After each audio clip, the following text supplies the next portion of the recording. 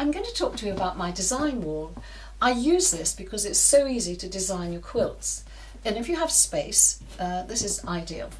I use foam core board, which is 2 pieces of card with some foam in the middle. That enables you to put drawing pins or pins in it if you want to. So to stick it on the wall, I have used Velcro Stick and Stick.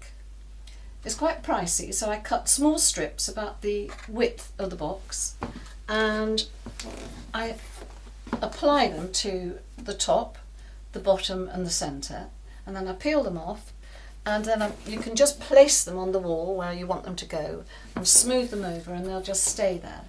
You can cut the various pieces to fit your wall, and then what I do after that is just get some wadding, and I use 80-20 Hobbs, or you could use 100% cotton, but don't use polyester because it just doesn't work for this. And then I just spread it all over the board and staple gun all around the edges, making it nice and smooth.